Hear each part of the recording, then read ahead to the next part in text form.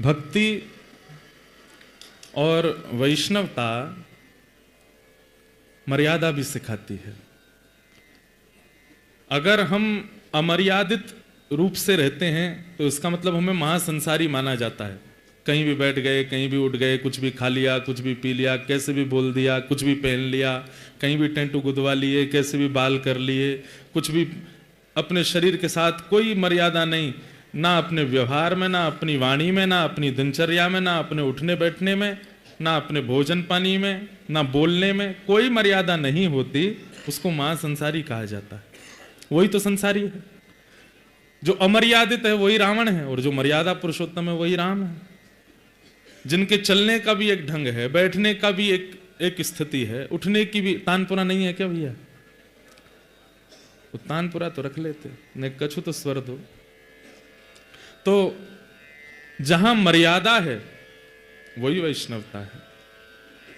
हमारी भक्ति में हम आपको डांट नहीं रहे, फटकार नहीं रहे, आप प्लीज हमको थोड़ा बुरा नहीं मानना हमारी बात को, पर हमें ऐसा लगता है, हम वो उस बात का भी पक्ष रखते हैं कि बड़े बड़े उल्टे सीधे काम करने, फिल्म सितारों के पीछे से भागने से अच्छा तो संत महापुरुष कथा वक्ताओं के पीछे भाग लो, उनके संग फोटो खिंचा लो, उनको छू लो। कम से कम आज के युवा व्यसनियों के पीछे तो नहीं है, कम से कम श्री किशोरी जी का नाम गाने वाले, ठाकुर जी का नाम सुनाने वाले, उन्हीं से तो प्रेम कर रहे हैं। उसमें कोई दोष नहीं है, पर उसमें भी अगर मर्यादा है तो वो और सुंदर लगता है। प्रभु श्री राम, हमें लगता है जब लौट करके अयोध्या आए होंगे उस समय सिक्योरिटी गार्ड तो रहे नहीं होंगे, पर लाखों लोग थे दर्शन करने के लिए, करोड़ों लोग थे, पर मर्यादा। दूर से ही देख रहे, दूर से ही बस नैनों की पुतली में विराजमान करने का प्रयास कर रहे हैं। ये बात अलग है कि सबकी इच्छा है कि हम उनको स्पर्श कर लें, पर कहीं ना कहीं मन में ये विचार भी कर लेते हैं कि अगर हम कहीं समीप गए, इतने श्रमित राम जी आए हैं 14 वर्ष के बाद, कहीं हमारे द्वारा कुछ अपराध बन गया, उनको चोट आ गई या लग गई या श्रमित हो गए, तो इच्छा तो सबकी है कि स्पर्श कर लें, हृदय से लगा लें, पर दूर से ही केवल नेत्रों से निहार रहे हैं। नेत्र सजल हैं सबके। हम आपको, हमारे लिए, हम पे तो चढ़ बैठो, हमको कोई दिक्कत नहीं, पर कल को कोई और महापुरुष आवे और भी आवे। हमें पता है कि दंडी सिद्धपीठ जहां हम लोग अभी बैठे हैं, दंडी स्वामी जी महाराज की, यहां बड़ी मर्यादा से रहते हैं सब लोग।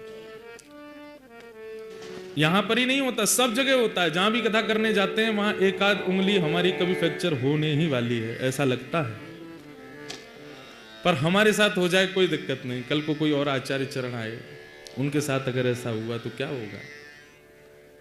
इसलिए हमें विचार करना चाहिए, हमें मन में भाव रखना चाहिए, खूब श्रद्धा रखो, खूब भाव रखो, सब मन में रखो कि हाँ स्पर्श करना ही है, छूना ही है, पकड़ना ही है। अब हमारे 2 नियम चलते हैं। नासिक में 1 मास की कथा हुई थी, मत छेड़ो, नॉर्मली रहने दो। नासिक में 1 मास की कथा हुई थी, तो वहां बहुत नियम से गायत्री अनुष्ठान किया। तो वहां के महाराज जी ने हमको दक्षिणा में 2 चीज दी। पहली चीज तो दी कि आप कथा से 1 घंटा पूर्व और 1 घंटा बाद मौन रहेंगे और अप्रश्न रहेंगे, स्पर्श नहीं करेंगे किसी का। मौन तो हम रह लेते हैं, पर स्पर्श वाला हमारा चल नहीं पाता। जब कोई छू देता है कथा में आने से पहले, तो हमें लगता है कि हम महाराज जी के वचन निभा ही नहीं पा रहे, क्या करें। दूसरा उन्होंने नियम दिया कि कम से कम कथा में जब जाओ तब लकड़ी के खड़ाऊ पहनने हैं। और हमें लगता है किसी दिन इन्हीं खड़ाऊं से ऐसे गिरेंगे कि हमारे 2 दांत जाएंगे आगे के, और फिर ऐसे हवा निकला करेगी कथा में, और फिर जब कथा ऐसी विचित्र सी होगी, फिर आप लोग फिर सुनना बंद कर दोगे, फिर क्या करेंगे हम। इसलिए हमारी प्रार्थना है, कोई यहाँ पर ऐसी कोई व्यवस्था सिक्योरिटी की नहीं करनी है हमें ना, हमें अच्छा लगता है, पर हमें लगता है अच्छा देखो, हमारी तो रही बात, इतने छोटे छोटे बच्चे, इतनी माताएं बहनें, कहीं कोई मनचला व्यक्ति आ गया, वो यही ढूंढे कि कब भीड़ हो मैं कुछ करूं। कोई बालक भीड़ में बीच में आ जाए, उसके दम घुट जाए। कल एक बहन को यहाँ पे मैंने देखा था मुंह नीला पड़ गया उसका, कोई कोहनी से पूरा ये दब गया था अंदर। मेरे को उस समय रूह कांप जाती है कि मैं कैसे आऊं कथा करने, मैं कैसे बैठूं सबके बीच में, कैसे सुनाऊं। इच्छा नहीं होती कि हम अपने साथ में कुछ लोगों को लेके, हमें बहुत बुरा लगता है जब इतने बड़े बड़े मुस्टंडे हमसे भी लंबे चलते हैं ऐसे करके, बहुत विचित्र लगता है। नहीं चाहिए, इच्छा ही नहीं होती, पर क्या करें। इसलिए हमारी आपसे प्रार्थना है, भक्ति मर्यादा सिखाती है। सिद्धपीठ के वैष्णव जो जुड़े हुए हैं बहुत मर्यादा से रहते हैं। जो नए आए हैं इस बार, आपका सौभाग्य कि आप यहां आए हैं। आप लोग भी खूब मर्यादा धारण करो। कल को किशोरी जी अगर अपनी सहचरी बनाना चाहें, लाल जी अपनो सखा बनाना चाहें, तो वो अभी निरीक्षण कर रहे होंगे। तिलक तो लगावे, कंठी तो पहने, एकादशी तो करे, पर मर्यादा कितनी है, हमारे संग रहवे लायक है कि ना है। और जब देखें कि ना है, या में तो रूप अभी भक्त को आ गयो, पर हृदय में अभी वैसी इच्छा नहीं आई है। तो ठाकुर जी कहीं हमें वंचित ना कर दें अपने सखा मंडली में लेने से, किशोरी जी कहीं वंचित ना कर दें अपनी मंजरी में लेने से। बहुत मर्यादित रहो। कितने वैष्णव ऐसे हैं हमारे वृंदावन में, बिहारी जी के सबसे दूर से दर्शन। आप लोग जगन्नाथपुरी गए हैं? कितने लोग जगन्नाथपुरी गए हैं? इतने ही गए बस, इतने ही लोग जगन्नाथपुरी गए हैं। जय हो लुधियाना वालों, ऐसा मोह अच्छो नहीं है अपने घर से। चले जाइए एक बार। जगन्नाथपुरी में गरुड़ स्तंभ है, दर्शन होते हैं। गरुड़ स्तंभ के पीछे से सब लोग घूम के जाते हैं, आगे दर्शन होते हैं। कभी कभी भीतर के दर्शन खुले होते हैं तो और भीतर जाते हैं। और जगन्नाथ जी से फिर भी दूरी रहती है, कम से कम 2 द्वार की दूरी से दर्शन होते हैं। पर गरुड़ स्तंभ से अगर आप दर्शन करते हो तो कम से कम 4 द्वारों की दूरी पर हो आप। और गरुड़ स्तंभ से दर्शन करने में महाप्रभु जगन्नाथ जी केवल इतने दिखते हैं, बीच में सुभद्रा जी, इस तरफ बलराम जी, महाप्रभु जगन्नाथ जी इतने ही दिखते हैं। ये आंख पूरी दिखती नहीं, कितना भी ऐसे कर लो तो भी यहां तक आओगे, पूरा मुख तो दिखता ही नहीं है गरुड़ स्तंभ के पीछे से। श्रीमन चैतन्य महाप्रभु जीवन पर्यंत वहीं से ही दर्शन करते थे महाप्रभु जी का। जबकि महाप्रभु जी जब दर्शन करने के लिए जाते थे तो पंडा पुजारी सब आते थे, भीतर चलो महाप्रभु जी को हृदय से लगा लो, तब तो अनुमति थी। मैंने दर्शन किए हैं वो वाले जिसमें भीतर जाके जगन्नाथ जी को अंक में भरने की आज्ञा थी सबको। फिर बाद में वो अंक में भरना बंद हो गया, केवल आप ब्रह्म वेदी जिस पर ठाकुर जी खड़े उसका स्पर्श कर सकते हो, इतनी आज्ञा। वहां तक मैं गया हूं। लेकिन महाप्रभु जी का जब चरित्र पढ़ा तो महाप्रभु जी के चरित्र में आया कि महाप्रभु जी गर्भगृह में केवल 2 बार गए।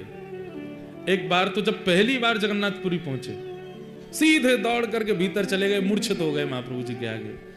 और दूसरी बार जब महाप्रभु जगन्नाथ जी में विलीन हुए, अंतिम दिन दौड़ते हुए गए, सीधे जाकर के महाप्रभु जी में विलीन हो गए। हमारे भारत में 2 ऐसे भक्त हुए जो ठाकुर जी में विलीन हुए, भक्तिमती मीराबाई और श्रीमन चैतन्य महाप्रभु। महाप्रभु जी तो ठाकुर जी का स्वरूप माने जाते हैं, पर उन्होंने पूरा जीवन जगन्नाथपुरी में दर्शन किए तो गरुड़ स्तंभ के पीछे से ही किए।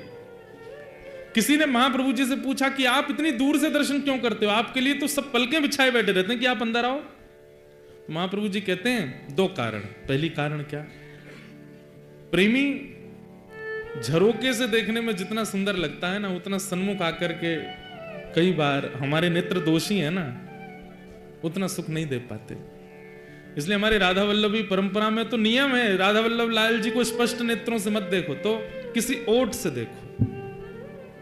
राधा वल्लभी परंपरा में नियम है, ठाकुर जी को किसी की ओट से देखो, या तो चुनरी की ओट से देखो, या किसी को आगे खड़े करके उसके किनारे, स्पष्ट अपने नेत्रों से नहीं देखो। उसके पीछे भी एक भाव है, क्या हमारे नेत्र बहुत कशीले हैं, बहुत कठोर हैं।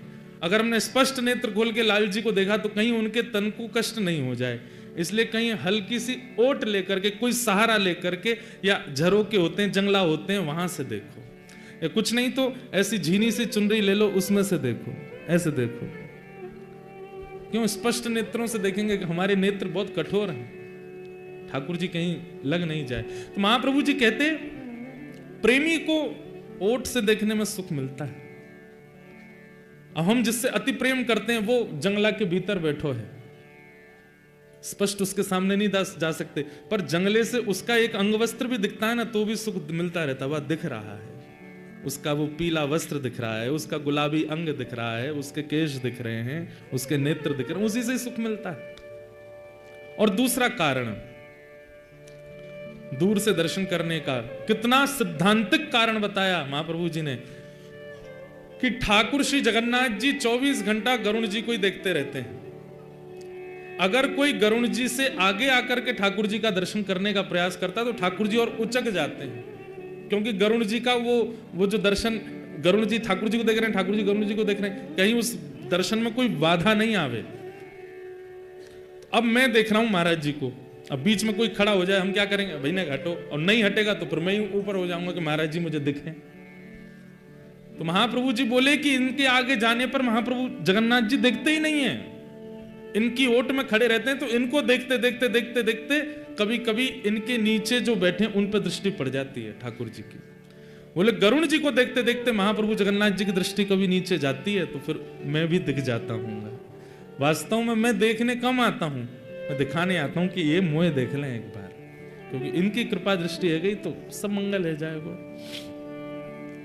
तो मर्यादा बहुत आवश्यक है।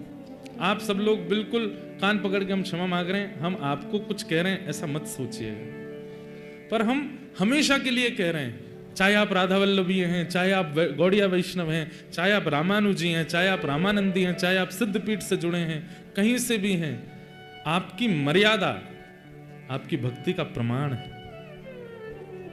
कई लोग होते हैं मिलने आते हैं ना, तो उनके प्रणाम का तरीका, मिलने का तरीका, शब्द बोलने का तरीका बता देता है कि केवल फोटो खिंचाने आए हैं। प्रणाम कोई विशेष नहीं। प्रणाम करने वाला व्यक्ति दूर से ही दंडवत कर लेता है, स्पर्श की भी आज्ञा मांगेगा, महाराज जी आज्ञा हो तुम छू लो। महाराज जी कहते नहीं तो दूर से पुष्पमाला लाया हूं, पहना दूं, पहना दूं। चित्र नहीं चाहिए, चित्त में बस जाओ, बस चित्र नहीं चाहिए, आप मेरे नयनन में बस जाओ। पर कुछ ना से कुछ ठीक है। आजकल के युवा कम से कम गलत काम ना करके फोटो खिंचाने ही आता है तो वही बहुत है, आ तो रहे कम से कम, पर फिर भी थोड़ी धीरे धीरे नेक मर्यादा में और सुख मिलेगा। ठाकुर जी बहुत प्रसन्न होते हैं। आज हमारा अंगूठा टूटो, कल को हाथ टूट गो तो, कल को कहीं और लग गई तो, इसलिए बहुत ध्यान रखो। कोई महापुरुष यहाँ पधारे हैं, उनको कोई श्रम नहीं हो जाए, और उनके चक्कर में आप तो उनको चुन, अब और भी तो लोग हैं, उनमें से किसी को नहीं लग जाए, वैष्णव अपराध हो जाएगा।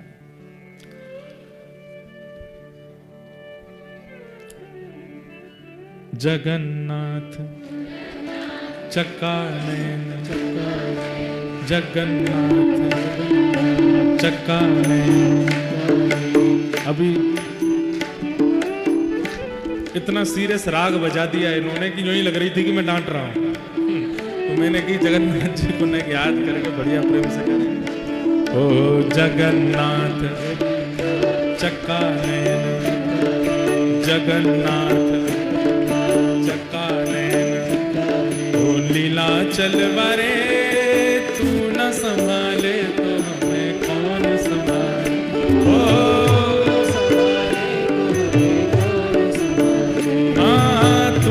संभाले तो हमें कौन संभाले। आइए हे जगन्नाथ चक्कानयन, जगन्नाथ चक्कानयन, हे जगन्नाथ चक्कानयन, जगन्नाथ चक्कानयन, नीला चलवारे तू न संभाले तो कौन संभाले।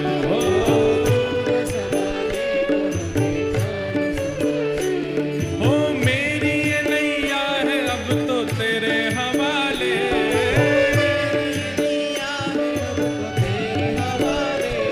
हो मेरी ये नैया है अब तो तेरे हवाले।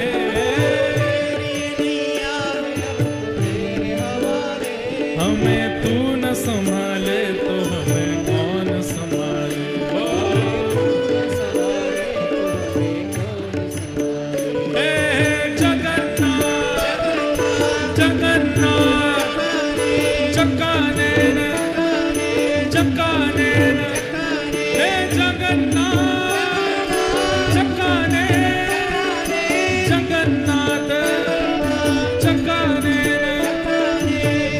चलवारे तू न संभाले तो हमें कौन संभाले। हो तुम्हें छोड़ जाऊं अब मैं किसके दुआरे।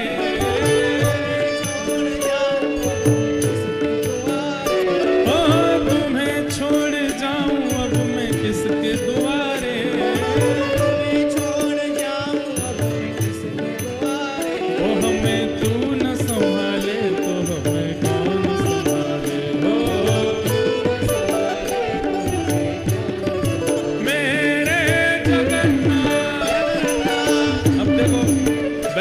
कीर्तन में तो स्वर ऐसा जानो चाहिए कि महाप्रभु जी सुन लें आपकी। मेरे जगन्नाथ चक्का नैन, जगन्नाथ चक्का नैन, नीला चलवारे तू न संभाले तो हमें कौन संभाले।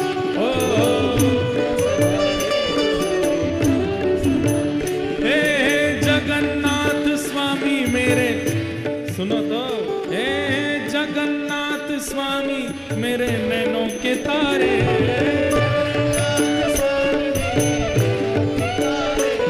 हे जगन्नाथ स्वामी मेरे नैनों के तारे।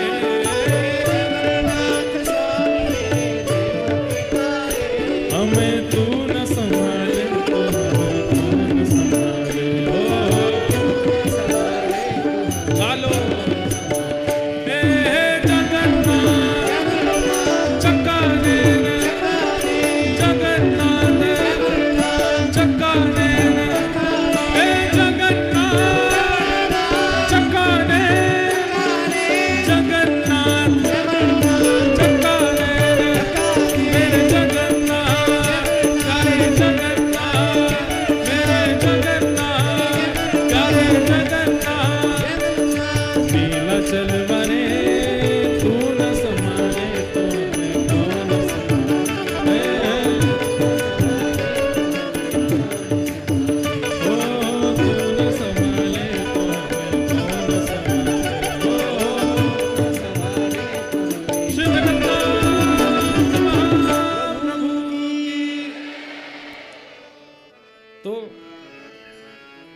भक्ति मर्यादा से प्रकट होती है और उसमें मर्यादा का आपको ध्यान रखना है।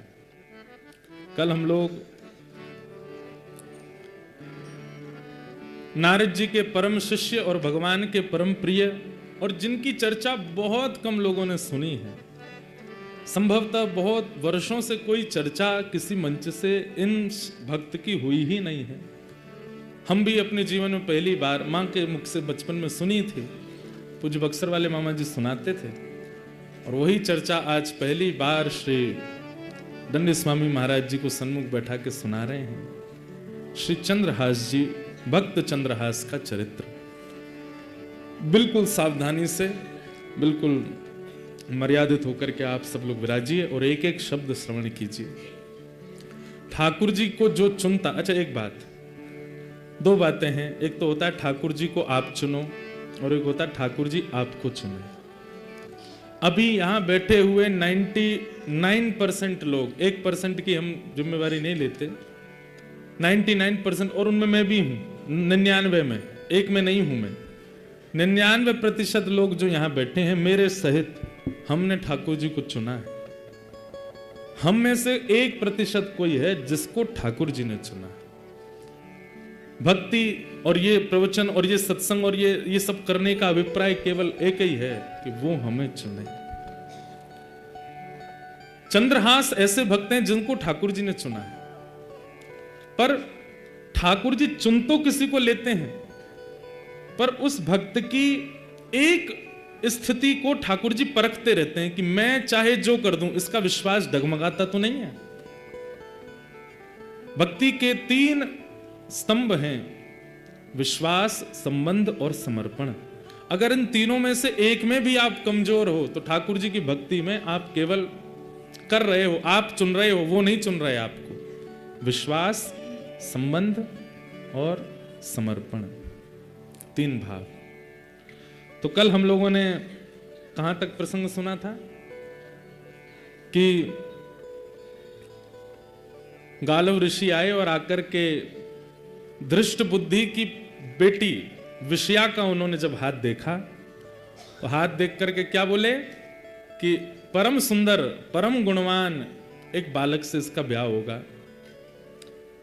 और वही बालक कालांतर में कुंतलपुर, जहां के आप मंत्री हो, यहां का राजा बनेगा। ये सुनकर के दृष्ट बुद्धि तो बड़े प्रसन्न हो गए, मेरी बेटी का ब्याह एक राजा से होगा, भावी राजा से होगा। परंतु गालव ऋषि जब बाहर निकले तो बाहर देखा कुछ बालक खेल रहे थे और उन्हीं में जब दृष्टि पड़ी चंद्रहास जी के ऊपर, ये बालक कौन है? बोले दासी का पुत्र है, इधर बुलाओ। पास बुलाया, माथे की रेखा देखी, सिर पर हाथ रख के बोले भविष्य में कालांतर में तुम ही कुंतलपुर के राजा बनोगे। सुनकर के दृष्ट बुद्धि बोला ये दासी पुत्र राजा बनेगा? बोले हंसो मत, तुम्हारी बेटी का वर्ण भी यही करेगा, यही तुम्हारी बेटी का पति होगा। ऐसा कहकर के गालव ऋषि तो चले गए, लेकिन दृष्ट बुद्धि के मन में आ गया ये मैं होने नहीं दूंगा। मंत्री हूं, राजा नहीं हूं, मंत्री हूं, लेकिन इतनी गरिमा महिमा तो जानता हूं कि अपने पुत्र पुत्री का विवाह मुझे कहां करना है, किससे करना है। ये चलते फिरते फकीर संत कुछ भी बोल जाते हैं, इनकी बातों में कोई सत्यता होती है? अरे मंत्री हूं, राजा से ज्यादा मेरी चलती है। राजा तो सिंहासन पर बैठता है, पर नीचे क्या हो रहा है सब मेरे हाथ में है, मैं देखता हूं। कैसे ये संभव नहीं होगा। और सज्जनता और दुर्जनता की भिड़ंत हुई। परम सज्जन श्री चंद्रहास जी महाराज और परम दुर्जन कौन? दृष्ट बुद्धि। उनकी सुंदरता देख करके विषया तो तभी मोहित हो गई थी। और सबसे बड़ी बात कि सुंदरता चेहरे में नहीं है, हृदय में है, क्योंकि हृदय में ठाकुर जी हैं। और वही हृदय की सुंदरता जिसके चित्त में ठाकुर जी होते हैं, उसकी सुंदरता अलग होती है।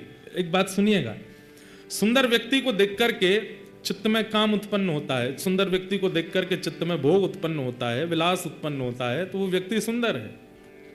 लेकिन किसी की सुंदरता देख करके श्री जी प्रकट होती हैं, ठाकुर जी प्रकट होते हैं, वृंदावन प्रकट होता है, व्रज का स्मरण होता है, तो समझ जाओ परम भक्त है।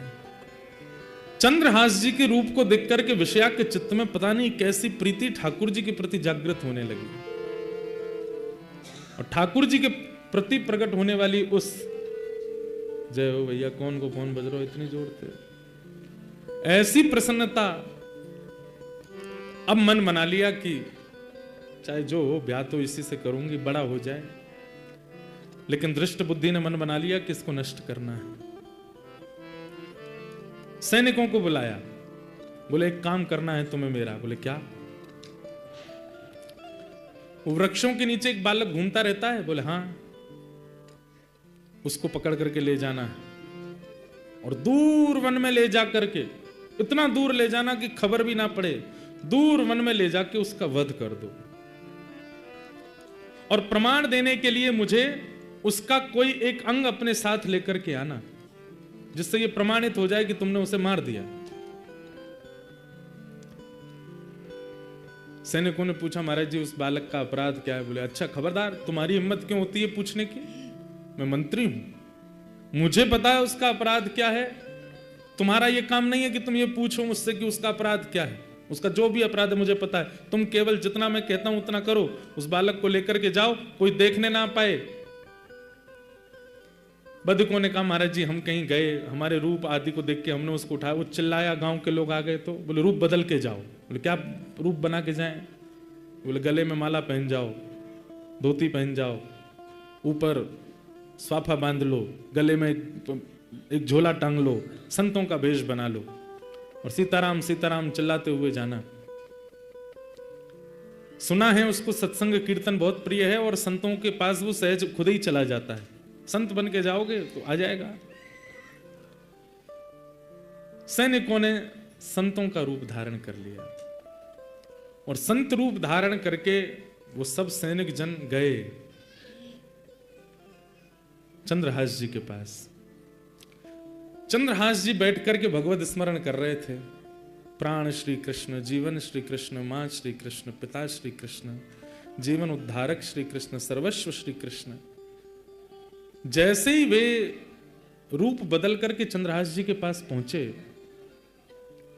चंद्रहास जी को देखते ही पता नहीं कैसी एक परम शांति सी का अनुभव उनको चित्त में होने लगा। परम शांति का अनुभव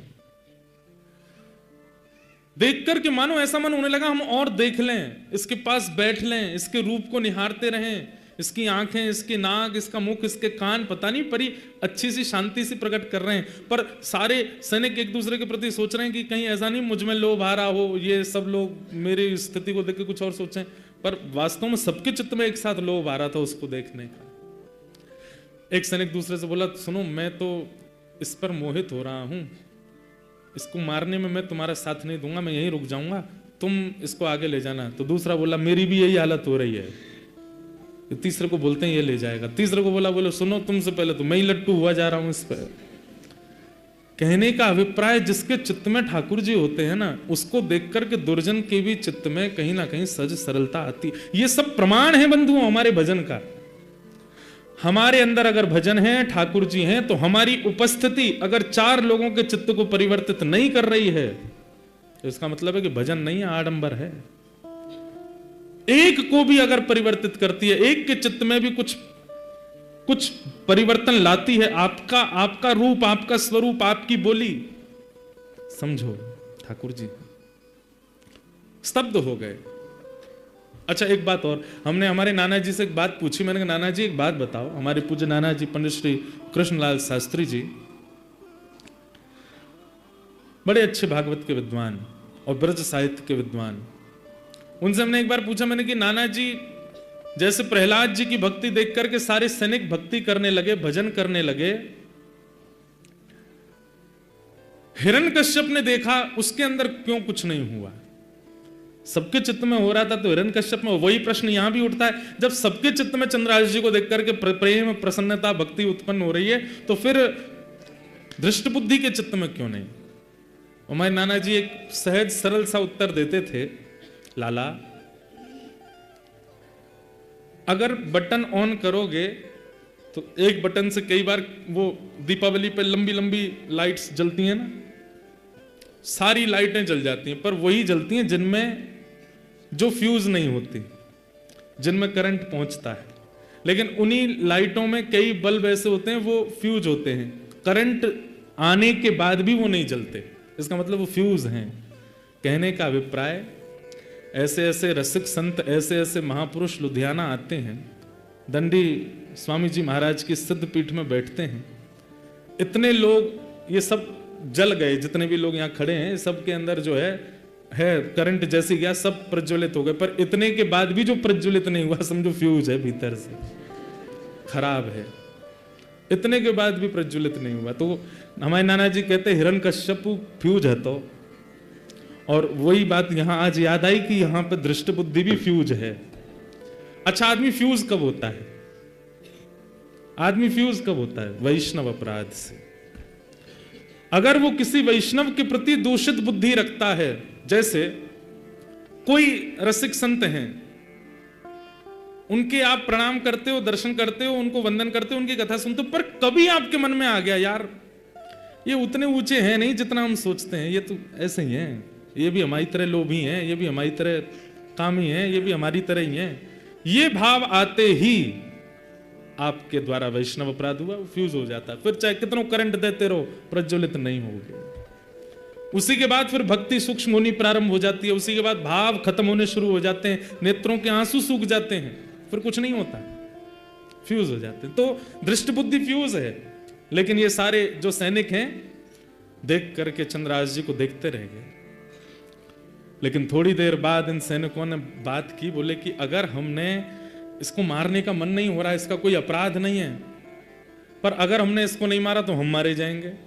छोटे छोटे बच्चे, हमारे घर परिवार सब, हमारा वो दृष्टबुद्धि मंत्री बहुत दुष्ट है, सब खत्म कर देगा इसको नहीं मारा तो।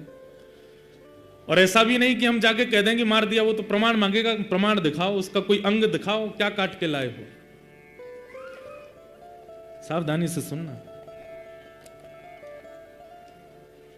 दृष्ट बुद्धि की आज्ञा की ज्यादा प्रेशर था इनके ऊपर, सैनिकों के ऊपर। तो सैनिकों ने जैसे ही आंख खुली चंद्रहास जी की, देखा ओहो संत जन बैठे हैं, संतों के वेश में थे, तुरंत चरणों में प्रणाम किया। अब तो महाराज वो और बिक गए, बोले कितना प्यारा है, एक तो रूप इतना सुंदर, स्वभाव कितना अच्छा है इसका, चरणों में प्रणाम कर रहा है। तुरंत जल लेकर के आए नदी का, तो चरण धोने लगे, बोले मुझे चरणामृत चाहिए। मेरे गुरुदेव जो मुझे नियम बता के गए, नारद जी महाराज ने चंद्रहास जी को यहां पर अद्भुत ज्ञान प्रदान किया, उसका विषय तो मैंने छेड़ा ही नहीं है। उसमें नारद पांचरात्र संपूर्ण सिखा करके गए हैं, जो भगवान ने नारद जी को बताया कि एक वैष्णव का नियम कैसा होना चाहिए, एक वैष्णव की रहनी कैसी होनी चाहिए, एक वैष्णव का स्वभाव कैसा होना चाहिए, वो सब भगवान ने नारद जी को सिखाया। नारद जी ने आज चंद्रहास जी को सिखाया है, और वही नारद जी ने प्रहलाद जी को सिखाया, वो ध्रुव जी को सिखाया। तो उसमें एक नियम है, संत दिखते ही परिचय अपरिचय बाद की बात, दिख रहा है स्वरूप से संत हैं, सबसे पहले प्रणाम करो, और हो सके तो चरणामृत ले लो। चंद्रहास जी दौड़ करके गए, जल लेके आए, चरणामृत लेने लगे। अब वो सब सैनिकों के मन में आवे, कैसे मारेंगे इसको। बोले भैया इसकी और देखो ही मत, आंखों पे हाथ धर लो, अपने बच्चों का विचार करो, अपनी जान प्यारी है तो इसको मारना पड़ेगा। ए बालक चंद्रहास, तुम बहुत अच्छा कीर्तन करते हो, कृपा है ठाकुर जी, हमारे आश्रम पर करोगे। आपका आश्रम कहां है? दूर है, यहां से जंगल पार करके जाना पड़ता है, चलोगे? चल दूंगा नाथ, संतों की आज्ञा तो नकारनी नहीं है, गुरुदेव की ऐसी आज्ञा है, आप कह दे मैं चल दूंगा, चलो। और श्री आगे आगे चारों वो सैनिक चल रहे हैं संत वेश में, और पीछे उनके चरणों को देखते हुए, नियम देखिए, दृष्टि उठा के बात नहीं करनी महापुरुष से, चरण देखते रहिए, केवल उसके चरण देखते हुए उनके चरण चिन्हों को बीच बीच में अपने माथे से लगा लेते हैं। ठाकुर जी रीझते जा रहे हैं चंद्रहास पर। ले गए घनघोर जंगल में, कोसों दूर उस नगर से। अचानक से वे चारों रुके, और जैसे ही पलटे, अपना भेष हटाया, सैनिकों के भेष में आ गए, अपने खड़क तलवार आदि लेकर के हाथ में खड़े हो गए। पर वो सैनिकों जैसे लगे ही नहीं रहे, क्यों? आंखों में दया है, हाथ कांप रहे हैं। चंद्रहास बोले आप सब लोग, ये महात्मा जी आपका रूप कैसे बदल गया? हे संत चरण, आपने अपने कपड़े उतार के क्यों फेंक दिए, माला जी क्यों उतार दी, और ये खड़क आदि क्यों ले लिए? चंद्रहास, हमसे ज्यादा बात मत कर, नहीं तो हम तेरे पे मोहित होते चले जाएंगे। तुझे मारने के लिए आए हैं हम, और तुझे मारेंगे। चंद्रहास बालक बोला, पर क्यों? मेरा अपराध क्या? मैंने क्या गलती की? मैंने राजकोष का कुछ चुरा लिया? मैंने किसी के साथ कुछ अपराध किया? मेरे द्वारा किसी को कुछ बुरा लगा? मैंने क्या गलत किया? आप मुझे क्यों मारना चाहते हैं? और मुझे जीने की कोई बहुत इच्छा नहीं, पर अभी तो मेरा जीवन प्रारंभ हुआ। माता पिता बचपन में चले गए, धाई माँ भी छोड़ के चली गई, नगर बदल गए, सब कुछ मैं आपको कहां तक बताऊं। जैसे तैसे गुरु कृपा से मुझे गुरुदेव मिले, अब उस नियम पथ पे चल रहा हूं, ताकि एक दिन श्याम सुंदर मुझको मिलेंगे, मेरे कृष्ण मुझको मिलेंगे, उनसे पहले आप मेरा वध कर दोगे। कम से कम ये बता दीजिए मेरा अपराध क्या। बताने की अनुमति नहीं है, बस तुमको मारना है। और हमसे ज्यादा बात मत करो, तुम जल्दी आओ, सिर अपना नीचे करो, मुख मत दिखाओ, हमें काटने दो तुम्हारा सर।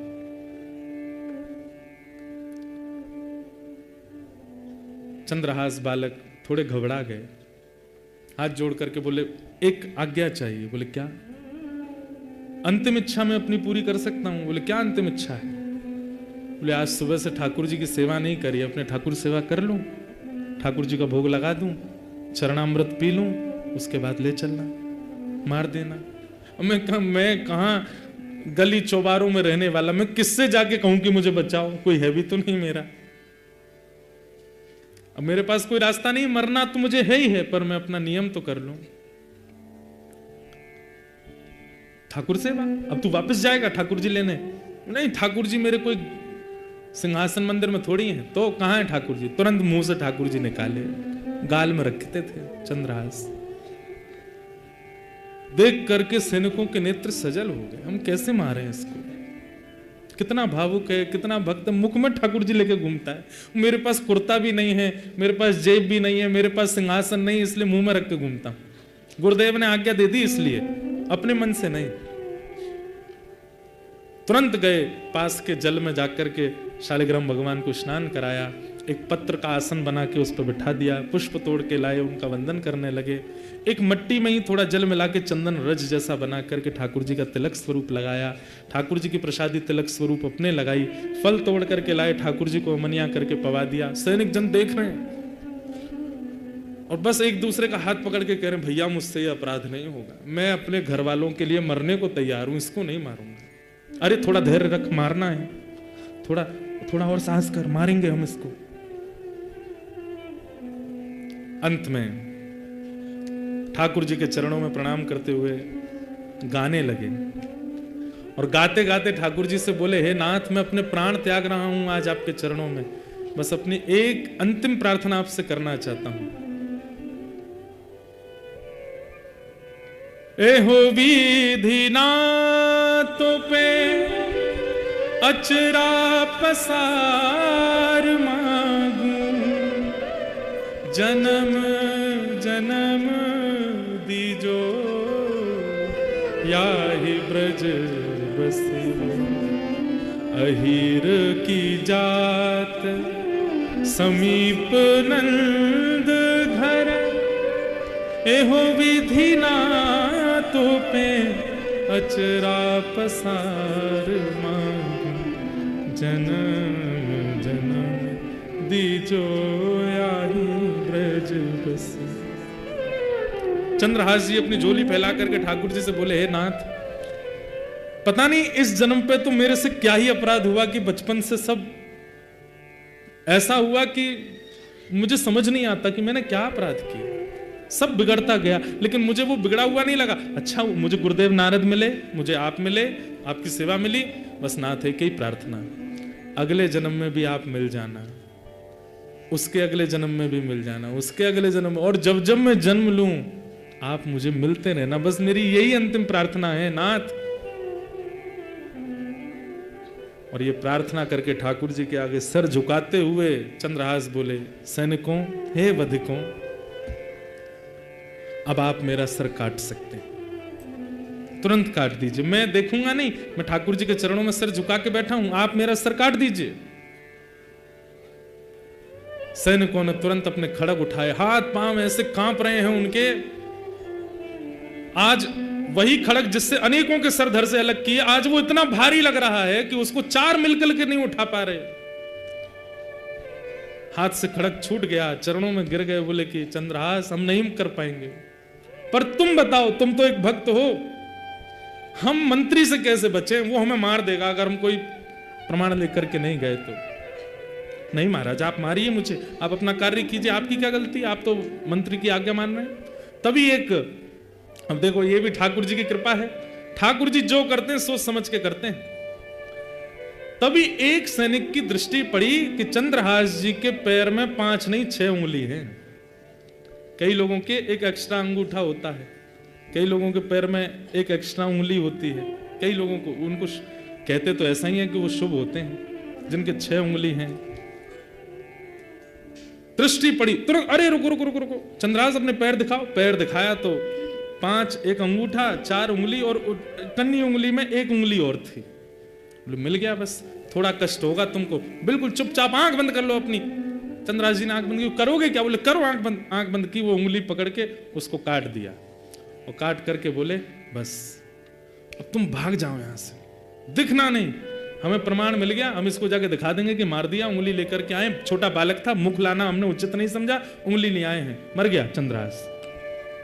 और चरणों में प्रणाम करके चंद्रहास जी को खूब रक्त निकला। उन सैनिकों ने प्रणाम किया, बोले चंद्रहास तुम भाग जाओ यहां से, अब वैसे ही तुम कोसों दूर हो और दूर चले जाओ, और जीवन में कभी अवसर मिलेगा तो फिर देखेंगे तुमको, हम सौभाग्य मानेंगे तुम दोबारा मिले तो। उंगली छोटी सी काट करके ले गए सैनिक जन। इतने नाचते हुए आ रहे थे क्यों? मारना भी नहीं पड़ा, काम भी हो गया। यहां पर दृष्ट बुद्धि मंत्री सैनिकों को देखता है, बड़े खुश लगते हो ऐसा लगता है काम हो गया। जी हुजूर, काम कर दिया हमने। प्रमाण दिखाओ। उंगली दिखाई, देख करके हंसने लगा दृष्ट बुद्धि। हाँ, संत बोलता था उससे ब्याह होगा मेरी बेटी का। संत बोलता था वो राजा बनेगा यहाँ का। ये सब संत मंत कुछ नहीं होते, इनकी बातें ऐसी रहती हैं। और अब देखो अपनी पुत्री का ऐसे कुल में ब्याह करूंगा और देखना फिर क्या होता है। अब हो गया पत्ता साफ। और ये गालव ऋषि, इनको तो कभी बुलाना ही नहीं अपने यहाँ, कुछ भी बोल जाते हैं। मंत्री से बड़े थोड़ी होते हैं संत ऋषियों की वाणी। यहां पर चंद्रहास जी थोड़े लंगड़ा रहे हैं, पैर में चोट है, रक्त बहुत निकला। अपने शालिग्राम जी को मुख में धर के कुछ फल आदि पा लिए थे, वहीं सो गए एक वृक्ष के नीचे। सो गए ठाकुर जी का स्मरण करके। पास में एक देश था, एक नगर था, और उस नगर का नाम था चंदनावती नगर राज्य। और उस नगर का राजा था, उसका नाम था कुलिंद राजा। उसकी पत्नी का नाम था मेधावती। ये कुलिंद राजा जो थे, इनके कोई संतान नहीं थी। इन्होंने अपने यहाँ ज्योतिषियों को बुलाया कि भाई मेरा वंश आगे चलेगा कि नहीं, मेरा कोई उत्तराधिकारी बन पाएगा कि नहीं, हम दोनों वृद्ध होते जा रहे हैं। तो ज्योतिषियों ने बताया, बोले आपका वंश तो आगे नहीं बढ़ेगा, तो फिर कुलिंद नगर का राज्य का राजा कौन होगा? तब उन्होंने देखा, बोले महाराज आपको एक यज्ञ करना पड़ेगा, और उस यज्ञ की पूर्णाहुति कलश लेकर के आपको जंगल में एक सरोवर है, वहां जाना पड़ेगा, वहां स्नान करना पड़ेगा। जब आप वहां से लौट करके आ रहे होंगे तब आपको एक बालक मिलेगा। वही बालक आप गोद लेंगे और वही बालक कुलिंद देश का राजा बनेगा। ठाकुर जी जैसी स्क्रिप्ट राइटिंग कोई नहीं कर सकता भैया। ऐसी सुंदर डायरेक्टर हो तो ठाकुर जी जैसे। हम सबकी स्क्रिप्ट लिख रखी है उन्होंने, कब कहां क्या हो जाए कुछ नहीं पता है। अब सोचिए, अब कुलिंद राजा, उसने अनुष्ठान किया। अनुष्ठान करने के बाद यज्ञ विसर्जन के लिए सरोवर स्नान करने जा रहा है। सरोवर में स्नान करके जैसे ही लौटे तो कहा था सैनिकों ने कि ब्राह्मणों ने, लौटते समय बस ध्यान से देखते आना, एक बालक मिलेगा। लौटते समय जब आ रहे थे तभी दृष्टि पड़ी एक वृक्ष के नीचे चंद्रहास जी बैठे ठाकुर जी का स्मरण करने में। जाते ही राजा ने उनके पास बैठे बोले, पूछ तो लूं कहीं किसी का बेटा ना हो, कहीं किसी और का ना हो। मेरे को तो अनाथ बालक चाहिए जिसको मैं अपने कुल दीपक बनाऊं।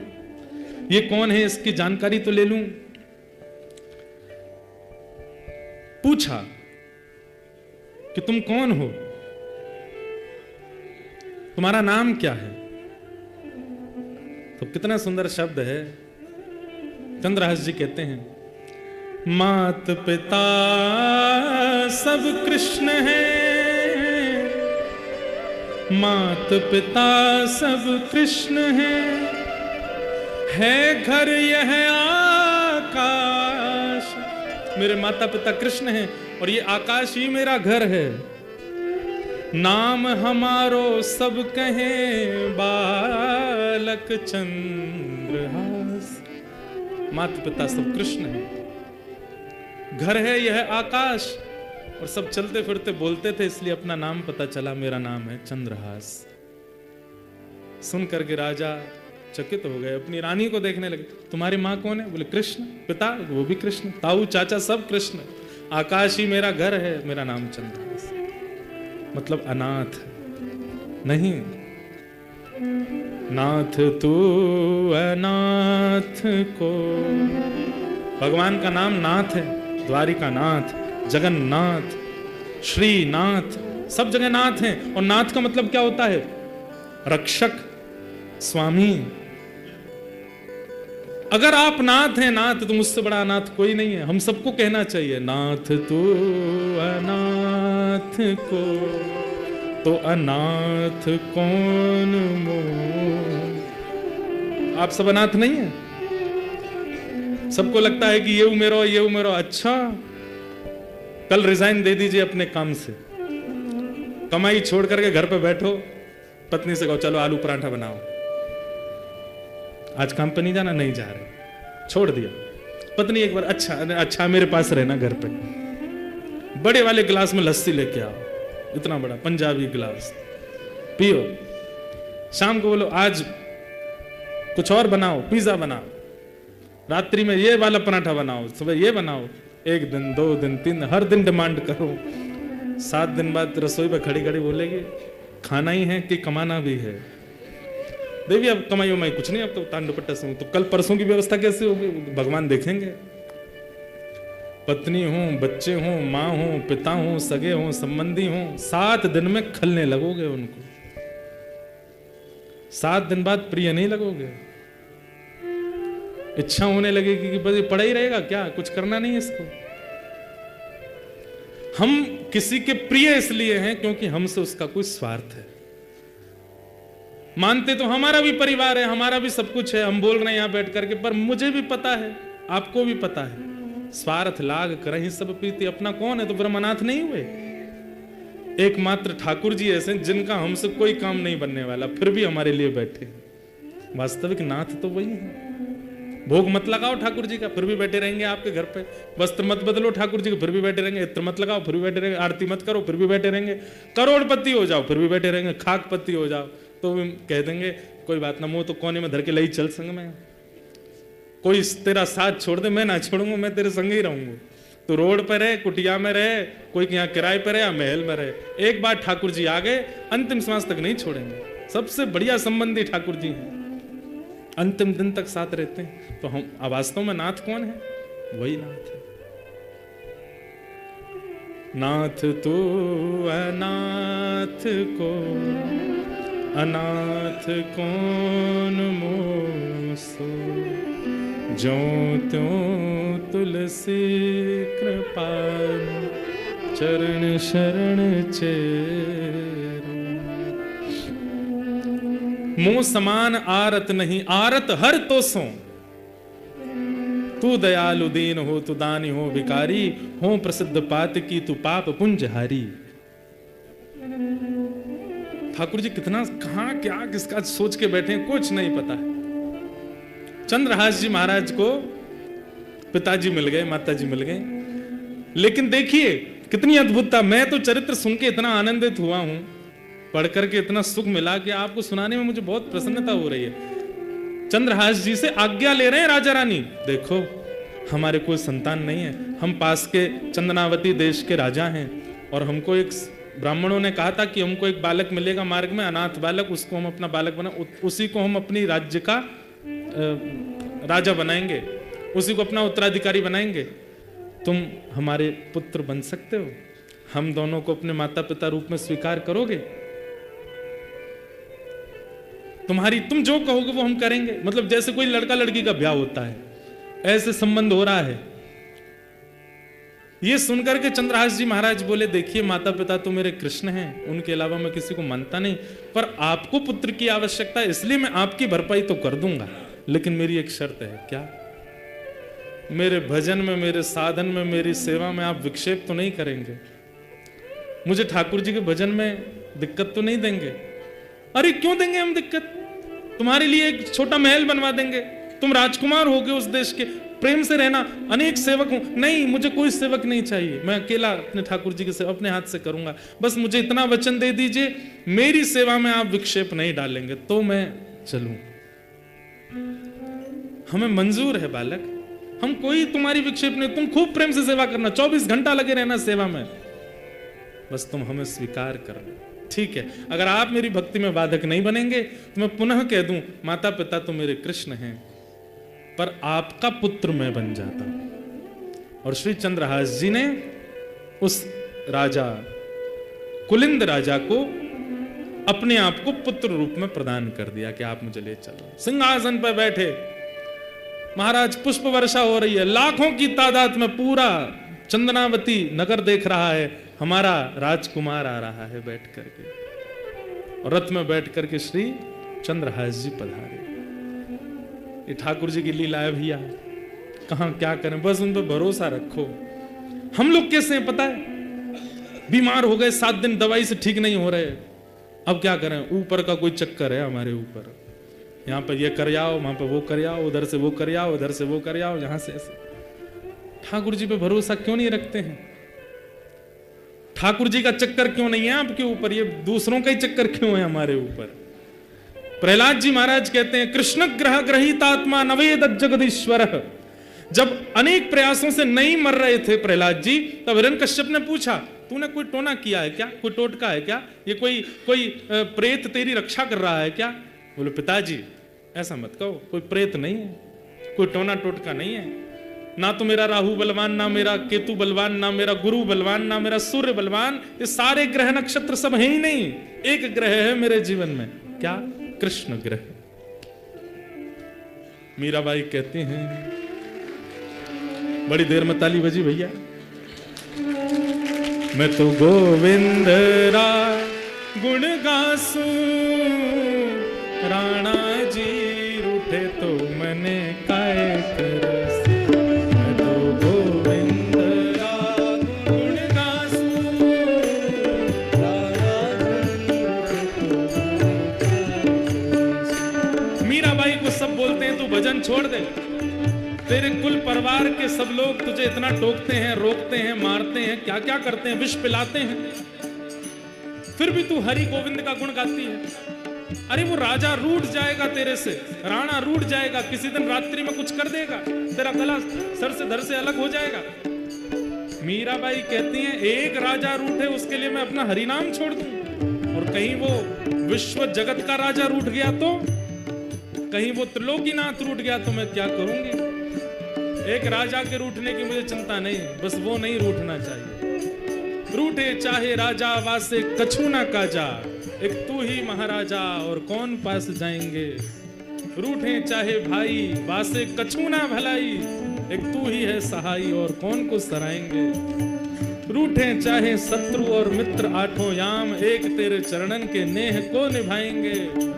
जग सारा झूठा एक तू ही है अनूठा, रूठ जाए चाहे सारा जग पर तू ना रूठा चाहिए। आप मत रूठो नाथ। मीराबाई गा रही, ओ मैं तो गोविंद रा गुण गासूं, राणा जी रूठे तो मने काय करसूं। गोविंद रा गुण गासूं, राणा जी रूठे तो मने काय करसूं। हे राम नाम रा जहाज चला,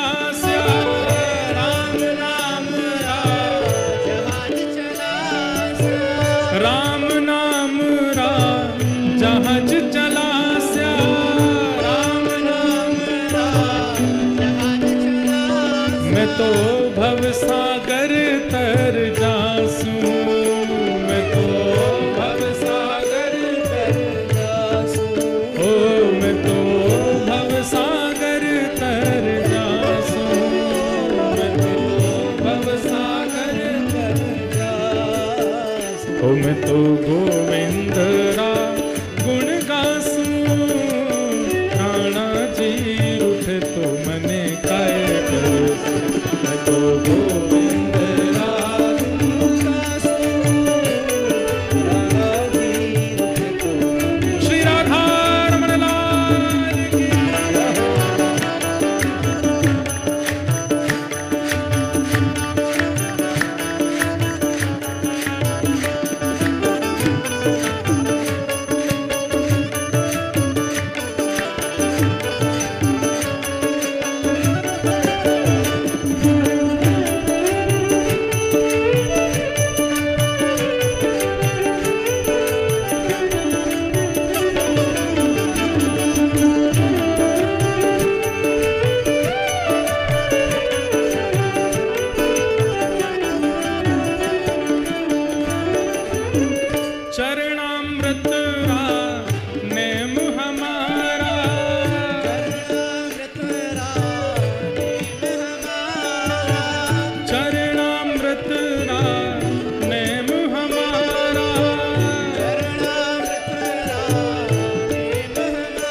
मैं तो नित उठ दर्शन पासूं, मैं तो नित उठ दर्शन पासूं, ओ मैं तो नित उठ दर्शन पासूं, मैं तो नित उठ दर्शन पासूं। हाँ यह संसार बाढ़ का कांटा, यह संसार बाढ़ का ओ या संगत नहीं जासूं, मैं तो या संगत नहीं जासूं। हे मीरा के प्रभु गिरधर नागर, मीरा के प्रभु गिरधर नागर, हे मीरा के प्रभु गिरधर नागर, मीरा के प्रभु गिरधर नागर। ओ मैं तो निरख परख गुण गासूं, मैं तो निरख परख गुण गासूं। भाई साहब कह रही है ये संसार बाढ़ का कांटा, या संगत ना जासूं। ये संसार कांटा है, ऊपर से पुष्प दिखाते हैं लेकिन नीचे पकड़ो तो कांटा है। इसके पास मुझे नहीं जाना, मेरे तो कौन है मीरा के प्रभु गिरधर नागर, निरख परख गुण गासूं। ओ बाला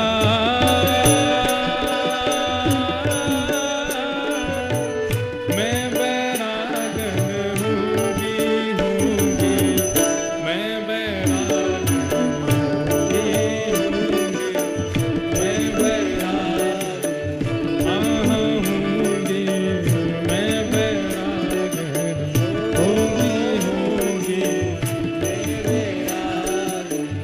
क्यों ओ जिन भेषा मेरो सावरो रीझे, जिन भेषा मेरो सावरो रीझे, जिन भेषा मेरो गिरधर रीझे, जिन भेषा मेरो गिरधर रीझे, जिन भेषा राधा रमण जूरी छे, भेषा राधा रमण जूरी छे, जिन भेषा राधा वल्लभ जूरी छे, जिन भेषा राधा वल्लभ जूरी छे, जिन भेषा श्री वृंदावन रीझे, जिन भेषा श्री वृंदावन रीझे। मैं तो सोही भेष धरूंगी हो, मैं तो सोही भेष धरूंगी, हाँ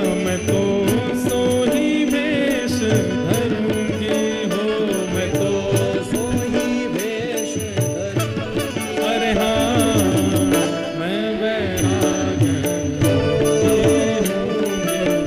मैं बैरागन हूँगी, मैं बैरागन हूँगी, भाई सा कहते हैं, क्या कहते हैं?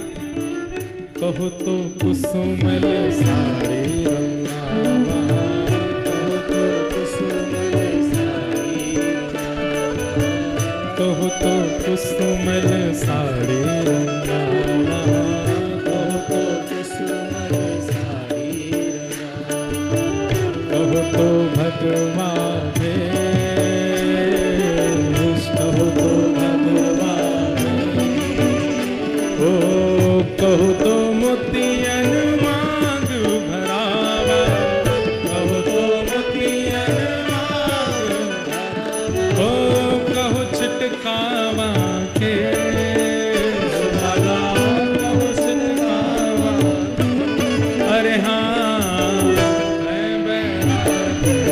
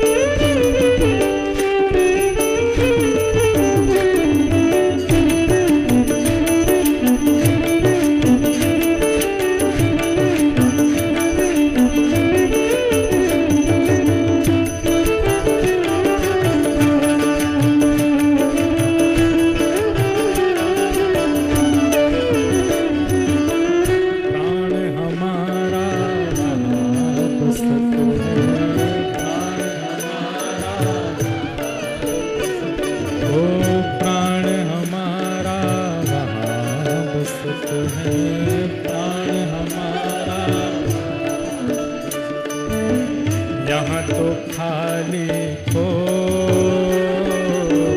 यहाँ तो खाली हो, यहाँ तो खाली हो, यहाँ तो खाली हो।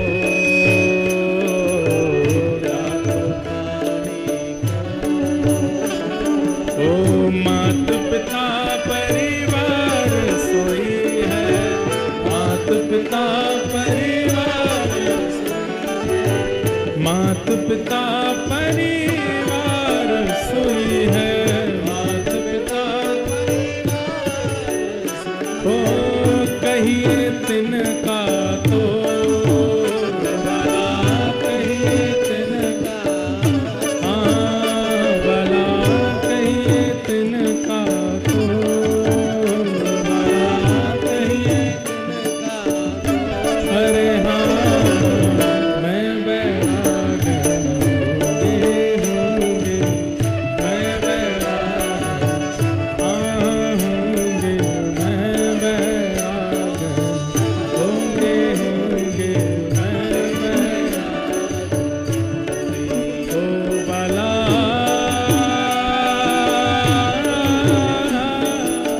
मैं बैराग होंगी, मैं बैराग होंगी, मैं बैराग होंगी, मैं बैराग होंगी, मैं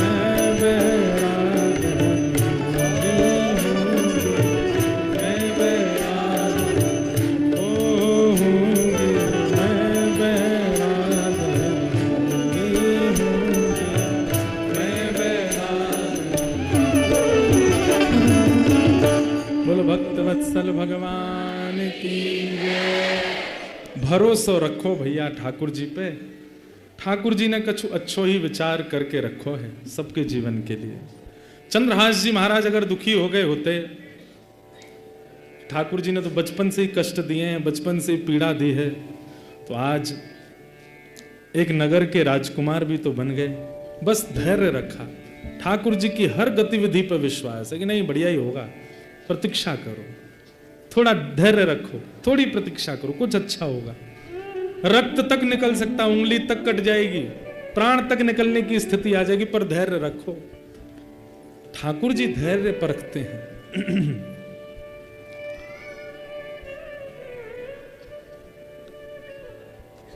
चंद्रहास जी अब चंदनावती राज्य के राजकुमार हैं।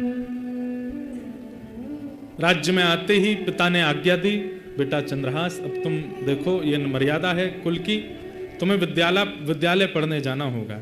विद्यालय गए, विद्यालय जाकर के चंद्रहास जी ने पूरी शिक्षा ग्रहण की, जैसी शिक्षा एक राजकुमार को प्राप्त होनी चाहिए वो सब शिक्षा ग्रहण करके वापस आए। वापस आकर के पिता ने उत्तराधिकारी रूप में उनको घोषणा करके पूरे नगर के सामने घोषणा कर दी कि भाई ये हमारे उत्तराधिकारी। चंद्रहास जी जैसे ही मंच पर आकर के हाथ जोड़े, उनकी रूप को देख करके, मुख का तेज देख करके, नेत्रों की गंभीरता देख करके तो पूरी प्रजा मोहित हो गई। राजा से कह दिया, बोले राजन आपने इतने सुंदर हमारे उत्तराधिकारी चुने हैं, अब तो बस इच्छा हो रही है कि ये राजगद्दी पर कब बैठेंगे, ये राजा कब बनेंगे।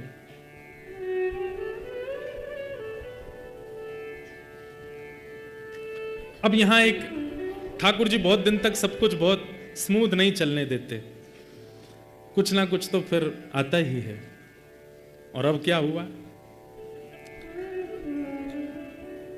यहां जो कुंतलपुर जहां चंद्रहास जी दासी के साथ गए थे, वहां के राजा ने मंत्री धृष्टबुद्धि को बुलाया और कहा कि भाई एक पास में नगर है, उसका नाम है चंद्रावती। बोला हाँ, बहुत महीने निकल गए, बहुत साल वर्षा होने को आया है, महीने का कर नहीं चुकाया राजा ने, उसके कर नहीं आया, ऐसा लगता है कि प्रजा के कर से खूब आनंद ले रहा है। बोले क्या करें आप आज्ञा करो। बोले सेना लेकर के जाओ, और सेना लेकर के जाकर के या तो राजा से कर वसूल के लाओ और दुगना कर लेके आना, और देने से मना करे तो चढ़ाई करके उसको नष्ट कराना। कौन जा रहा है? दृष्ट बुद्धि। और जिस नगर में जा रहा है वहां का राजकुमार कौन है? चंद्रहास। दृष्ट बुद्धि ने तैयारी कर ली अपने सब सेना की, बोले ले लो तीर कमान तलवार सब धर लो, चंदनावती नगर जाना है और वहां जाकर के राजा से कर मांगना, नहीं देगा तो उसको मार देंगे, उसको उसकी पूरी प्रजा को। और आजकल हमने सुना नया राजकुमार बनाया उसने। अब ये तैयारी हो रहे थे तो इनकी पत्नी, दृष्ट बुद्धि की पत्नी आकर के बोली, सुनिए आप मंत्री पद पर इतने व्यस्त रहते हैं, आपको घर परिवार का बिल्कुल ध्यान नहीं रहता, विषया बड़ी होती जा रही है, उसके लिए सुंदर वर ढूंढ लेना। और अपने नगर में तो करने में संकोच होता है, प्राचीन काल में एक ही शहर में ब्याह कम होते थे, थोड़ा दूसरे नगर के लोगों से करते थे। बोले वहां चंदनावती में अगर कोई अच्छा लड़का मिले तो देख के आना, थोड़ी दृष्टि इस रूप में भी घुमाना, केवल कर वसूलने की भावना से मत जाना, आंखों को थोड़ा ऐसे भी घुमाना, मेरी बेटी है उसके लिए कोई सहयोग वर मिले मुझे। खिड़की पर खड़ी खड़ी विषया सुन रही थी। पुत्री, हाँ पिताजी, कैसा वर चाहिए? ऐसी कोई इच्छा नहीं पिताजी, आप जो ढूंढेंगे अच्छा ही होगा, पर बस रूप सुंदर हो, गुण का अच्छा हो, बस और कोई मुझे ज्यादा विशेष धन से मुझको कोई लोभ नहीं, घर परिवार कैसा भी हो, बस रूप सुंदर हो और स्वभाव का मधुर हो। धृष्टद्युम्न ने बुलाया, सिर पे हाथ धरा, बोले मैं ढूंढ के लाऊंगा तेरे लिए, अच्छा वर ढूंढूंगा, चिंता मत कर। राजा ने जो कर मांगने को कहा वो बाद में होगा, पहले तेरे लिए पूरा नगर घूमूंगा, अगर कोई अच्छा लड़का मिला चंदनावती में ही कोई लड़का ढूंढ के तेरा ब्याह करूंगा। जी पिताजी। यहां दृष्टद्युम्न, वो दृष्ट बुद्धि अपने पूरी सेना लेकर के निकल रहा है और वहां चंदनावती के राजा को अचानक याद आया और उसने चंद्रहास जी को बुलाया। पुत्र चंद्रहास, राजकुमार चंद्रहास, बोले जी तुम मिले तो हम तो इतने खो गए तुम में, इतना प्रेम तुमसे बढ़ गया, इतने आनंद में मैं और तुम्हारी मां रहने लगे कि हमने एक बहुत बड़ी गलती कर दी। बोले क्या? हमारा जो मुख्य राज्य है जिसके अंतर्गत हम आते हैं वो कुंतलपुर है, वहां के राजा को हम हर महीना कर देते हैं, वो कर तो हमने दिया ही नहीं। बेटा वो कर पूरा वापस करना है राजा को, और मेरे मन ऐसा है कि तुम भी साथ चलो, मैं राजा से थोड़ा परिचय भी करा दूंगा कि हमारे राजकुमार। जो आज्ञा पिताजी। और सुनो, कर थोड़ा जितना है उसका दुगना ले लेते हैं, कहीं राजा क्रोधित ना हो, उसको दे आते हैं, बड़े राजा तो वही है, हमारा तो नगर छोटा है। जी पिताजी। पूरी तैयारी होने लगी, यहां पर सब कर आदि इकट्ठा करने लगे, सब धन आदि सब बैलगाड़ियों में सजाने लगे। इतने में ही शंखनाद हुआ। बोले शंखनाद किस बात का? बोले कुंतलपुर के महामंत्री दृष्ट बुद्धि अपनी सेना लेकर के आए हैं और राजा को कह रहे हैं कि वो स्तब्ध हो जाए, उससे कुछ कठिन चर्चा करनी है हमें। राजा चंदनावती के बोले बेटा चंद्रहास, हम तो करने ही जा रहे थे, पर देखो मंत्री ही आ गया, अब बात तो करनी पड़ेगी। अंदर सिंहासन पर जाके बैठे मंत्री, बड़े नगर का मंत्री भी राजा के समान पूजनीय, उसका खूब स्वागत किया, वंदन किया, ला करके बिठाया। मंत्री जी ने आगे कहा, बोले राजन, हमें ऐसा लगता है कि तुम बहुत ज्यादा जो है धन के मद में भूल गए, कर नहीं दिया तुमने कुंतलपुर का। महाराज देखिए, कर पूरा रखा है, दुगना रखा है, आप पहले तो ये ले लीजिए। मैं वैसे वहीं आ रहा था देने, आपको आने की कोई आवश्यकता नहीं थी, पर मेरी एक बात सुन लीजिए। एक शुभ घड़ी आई थी हमारे नगर में जिसके कारण ये सब विक्षेप हुआ। क्या, कैसी शुभ घड़ी? आप तो जानते हैं कि मैं, हमारे कोई संतान नहीं, संतों ने आज्ञा करके कहा था कि एक यज्ञ के बाद एक लावारिश बालक मिलेगा, वही तुम्हारा पुत्र होगा, उसको तुम राजकुमार बना देना। तो वो बालक मिला, तब से हम इतने प्रसन्न हो गए थे, उसके चक्कर में हम कर देना भूल गए। कहां है बालक? ये खड़ा है। दृष्ट बुद्धि ने जैसी दृष्टि घुमाई, रूप देखा, नेत्र देखे, नासिका देखी, कहीं तो देखा है इसको। तुम देखे देखे क्यों लगते हो? इधर आओ थोड़ा। अब चंद्रहास जी का नियम, वो झूठ बोलते नहीं थे। छोंक लगा बहुत जोर से, कहीं से छोंक लगाए हैं।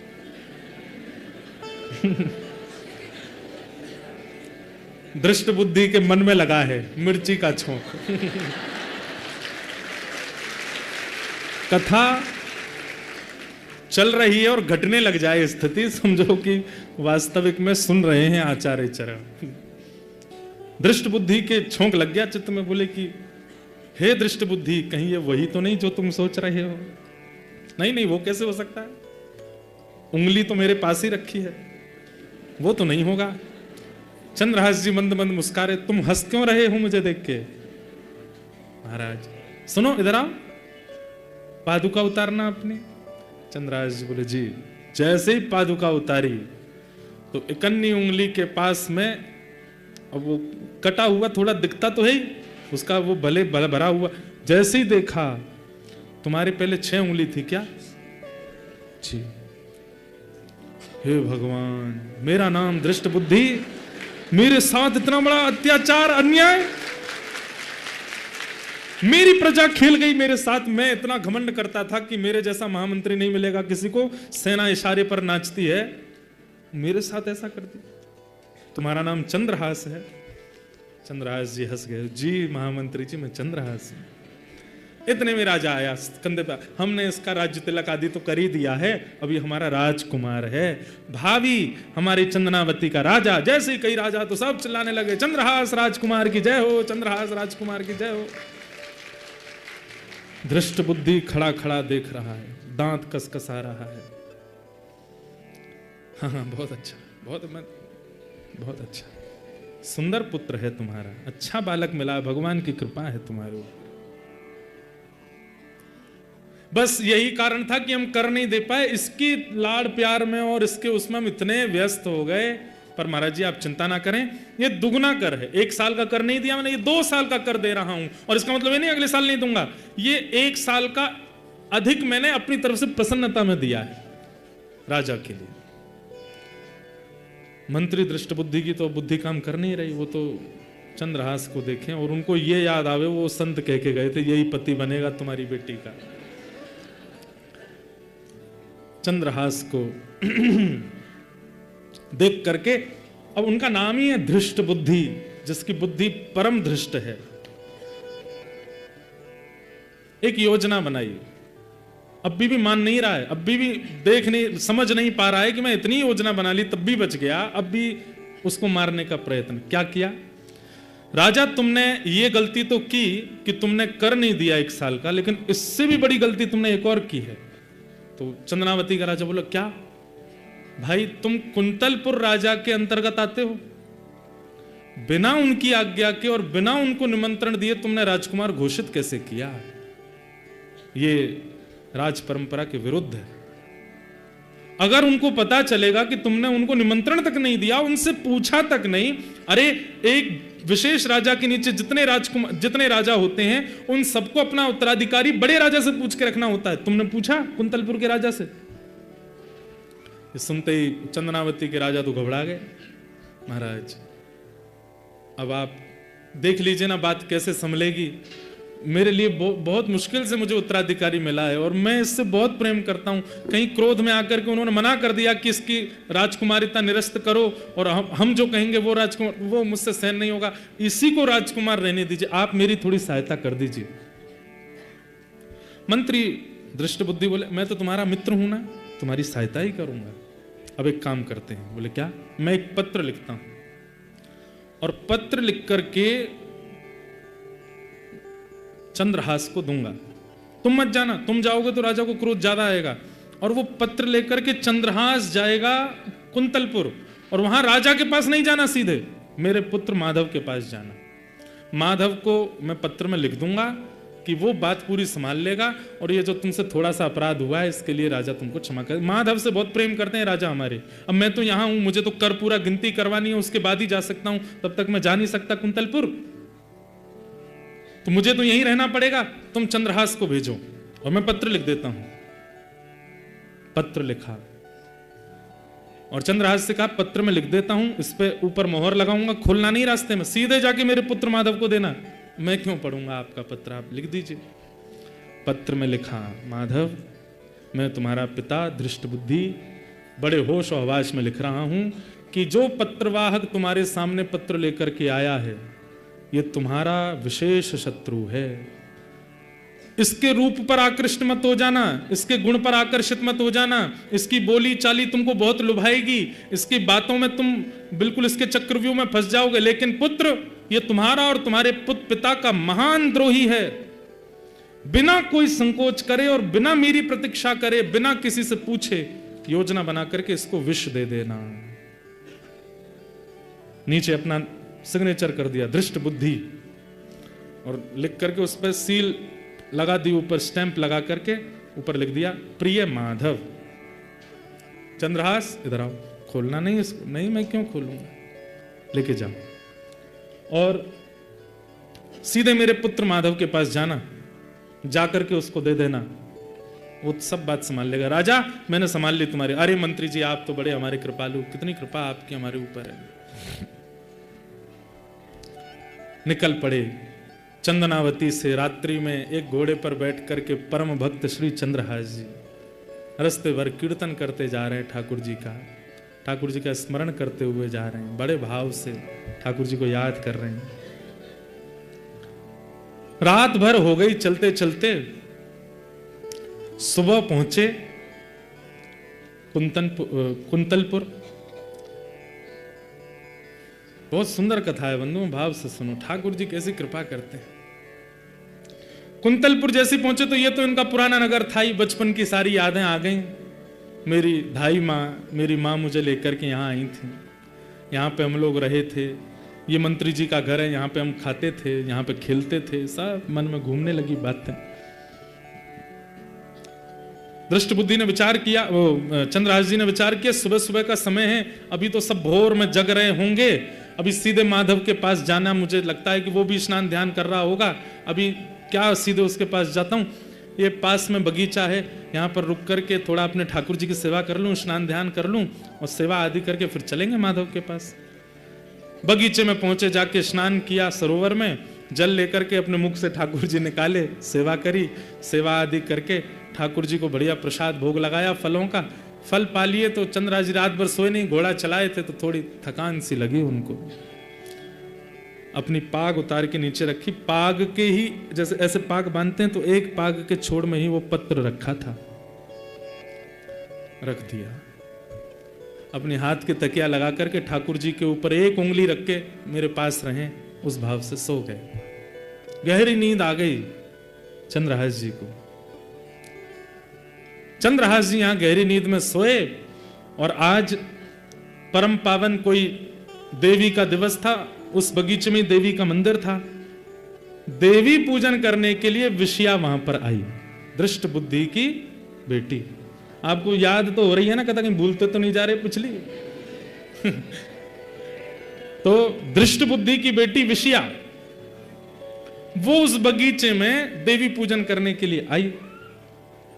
देवी पूजन करने के लिए सब सखियों के साथ में आई थी। ये देवी मंदिर में ही मिलते हैं सबको। रुक्मणी जी को कृष्ण मिल गए देवी मंदिर में, सीता जी को राम जी मिल गए देवी अर्चना में, आज कात्यायनी महामाई, हमारे यहां तो कहते गोपियां भी तो देवी आराधना करती, तभी तो रास बिहार हुआ। योग मायाम उपाश्रिता। कोई देवी की आराधना किस भाव से करता है, कोई शक्तियों के भाव से करता है, कोई उनकी सिद्धियों की भावना से करता है, पर भैया ब्रजवासी तो कृष्ण प्राप्ति के लिए देवी आराधना करते हैं। और ये बात बिल्कुल सत्य है। वो बहन है ठाकुर जी की, वही तो मिलाती है ठाकुर जी से। देवी आराधन करने के लिए पुष्प चयन कर रही थी विषया अपने सखियों के साथ। पुष्प चयन करते करते एक डाल हटाई तो दृष्टि पड़ी, अपने हाथ की तकिया लगाए सोए हैं चंद्रहास। परम सुंदर रूप का तो कहना ही क्या, घुंघराले केश हैं, आहा ऐसी ऐसी मुख कांति। मैंने कहा ना, ये भक्त चरित्र भी है और एक बड़ी विशुद्ध प्रेम कथा भी है चंद्रहास की। श्री राधा रमणीय हमारे श्री प्रियादास जी महाराज, जिन्होंने भक्तमाल का विस्तार किया, उन्होंने चंद्रहास जी का चरित्र कहा भी है। जैसे ही देखा चंद्रहास की ओर, प्रेम के लक्षण प्रकट होने लगे चित्त में, नेत्रों में अश्रुपात होने लगा, हाथ पांव कांपने लगे और चित्त में ठाकुर जी का परम प्रेम प्रगाढ़ होने लगा। स्मृति आई विषया को, शायद कहीं तो देखा है, ये रूप पहले भी देखा है। सखियां सब पुष्प चयन कर रही थीं, चयन करके तुरंत विषया गई, देवी मंदिर में जाकर के अर्पण कराई। बोले कि जो बाहर लेटे हैं या तो यही मेरे पति बन जाए या ऐसा कोई पति मुझे प्राप्त हो जाए। रूप का सुंदर, उसको रूप ही चाहिए था, गुण ही चाहिए था। प्रणाम करके वापस लौट करके आई। अब तो एक झरोके में बैठ करके बस देखते रह जा रही है। वो सो रहे हैं चंद्रहास जी। देखते देखते बोले कहीं तो देखा है, थोड़ा और पास गई, कहीं से तो देखा है, और पास गई, कहीं तो देखा था। पास जाकर के देखा, लेकिन अब बड़े हो गए चंद्रहास जी तो इतने समझ में नहीं आए कौन है, कहां से, कैसे। तभी आसपास देखा क्या है, तो शालिग्राम भगवान थे, उन पर एक उंगली रख करके सो रहे थे। और पास में एक पगड़ी रखी है, उस पगड़ी में से वो जो पत्र था वो थोड़ा सा दृष्टिगोचर हो रहा था। और उस पत्र में भी वही भाग थोड़ा सा बाहर निकला है जिस पे लिखा है प्रिय पुत्र माधव। और माधव कौन है इनका भाई? माधव, माधव के लिए पत्र, ये तो मेरा भाई है माधव। धीमे से पत्र निकाला, पत्र निकाल करके जैसे ही वो धीमे धीमे हटाई, जो मोहर लगी थी, मोहर देख के पहचान गई, तो हमारे राजवंश की मोहर है। और प्रिय माधव, कहीं भाई का पत्र तो नहीं, देख तो लूं क्या है इस पत्र में। तुरंत खोल करके जैसे ही देखा, ऊपर ही लिखा था प्रिय पुत्र माधव, मैं तुम्हारा पिता धृष्ट बुद्धि, अपने पूरे होश आवास में तुमसे कह रहा हूं कि पत्रवाहक जो तुम्हारे पास आ रहा है,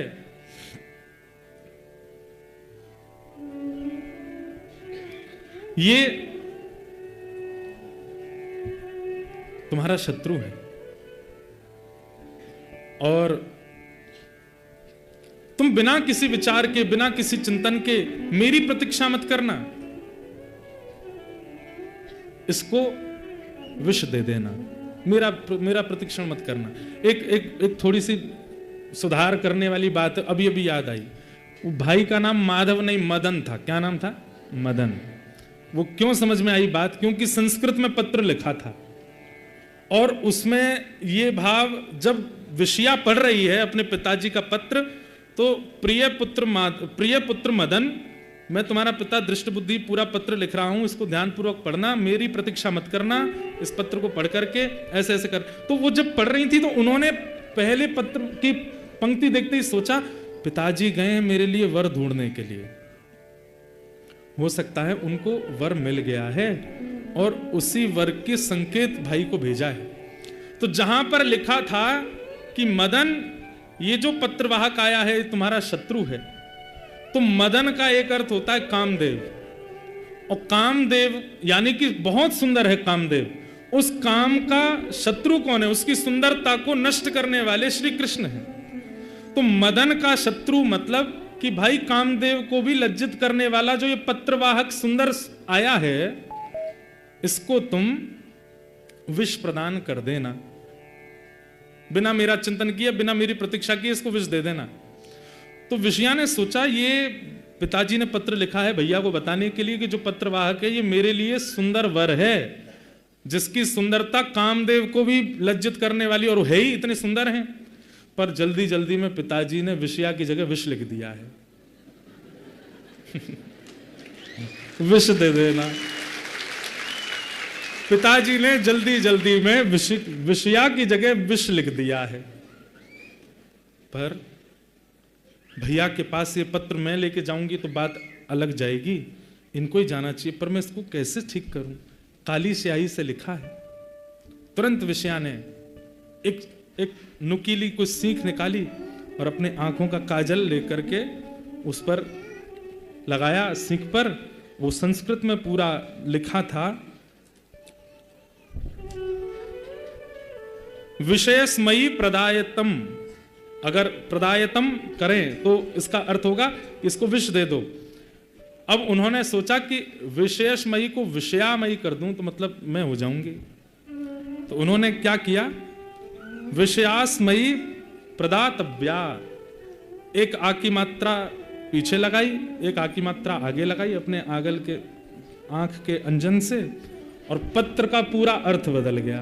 पत्र का अर्थ क्या हो गया कि हे प्रिय पुत्र मदन, ये जो पत्रवाहक तुम्हारे सामने आए हैं ये मदन का शत्रु है, यानी कि मदन मतलब कामदेव को भी लज्जित करने वाली इसके रूप है।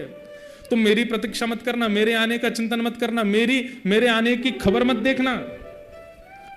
जितना जल्दी हो सके बिना किसी से पूछे विचारे, किसी को बिना बताए तुरंत इसको विषया प्रदान कर देना, इससे विषया का ब्याह कर देना।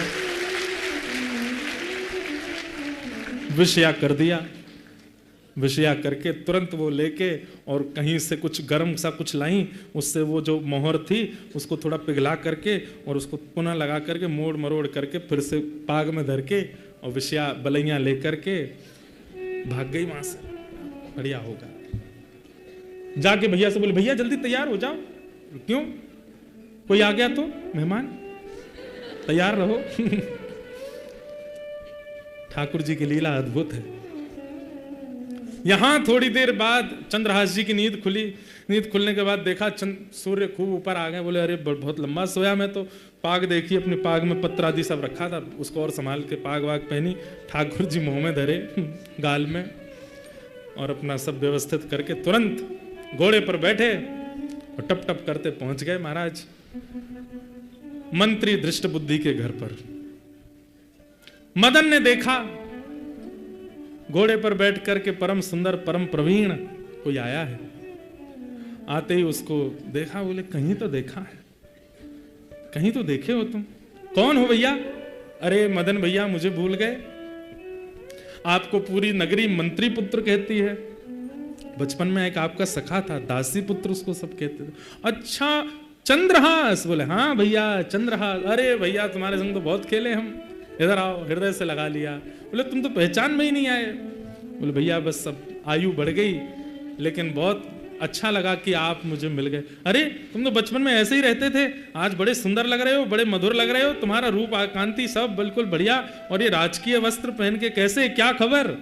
चंद्रहास जी ने सब बताया। बोले ऐसे ऐसे मैं तो वहां चला गया था, वहां पर एक राजा ने मुझको गोद ले लिया और अपना राजकुमार। अरे तुम राजकुमार बन गए? बोले जी। बड़े भले पधारे भैया, बताओ कैसे आगमन हुआ? बोले हमारे नगर चंद्रावती में पूज्य पिताजी पधारे हैं दृष्ट। हाँ हाँ पिताजी चंद्रावती तो गए? बोले हाँ, तो उन्होंने पत्र भेजा है आपके लिए, ये पत्र है। पत्र खोल करके तुरंत वो हटा करके पत्र खोल करके, प्रिय पुत्र मदन, तुम्हारे सामने जो खड़ा है पत्रवाहक, ये मदन का शत्रु है, काम को लज्जित करने वाला है। इसकी सुंदरता पर, इसकी भाव पर, इसके सब पर मदन मोहित होता है। इसलिए ठाकुर जी को मदन मोहन कहा जाता है, क्योंकि काम भी मोहित होता है उनके रूप पर। तुम इसके रूप को देख करके मेरी प्रतीक्षा मत करना, मेरे आने का विचार मत करना, मैं आऊं तभी सब काम हो, ऐसा कोई भाव मन में मत रखना। मेरे आने से पहले ही बिना किसी को बताए, बिना खबर दिए, बिना निमंत्रण दिए विषया को इसको प्रदान कर देना। अब पत्र देखते जा रहे हैं, सामने देखें मदन के नेत्र सजल हो गए। बोले मेरे जीजाजी खड़े सामने। दौड़ करके गए, तो सबको तो नहीं बताना, माँ को तो बताना। माँ माँ माँ सुनो। बोले हाँ क्या हुआ? हमारी बहन के लिए सुंदर वर मिला है माँ। कहाँ है? पिताजी ने लिख करके भेजा है, विषया को दे दो, और कह रहे मेरी प्रतीक्षा मत करना, तुम विवाह कर दो विषया का। कहाँ है? जमाई राजा का? बोले द्वार पर खड़े। बाहर आकर के देखा तो बाहर चंद्रहास जी खड़े थे, हाथ जोड़े। आहा बारी जाऊं, कितने सुंदर हमारे जमाई राजा। लाला जल्दी कर, विषया को बोला, विषया जल्दी आओ। बिटिया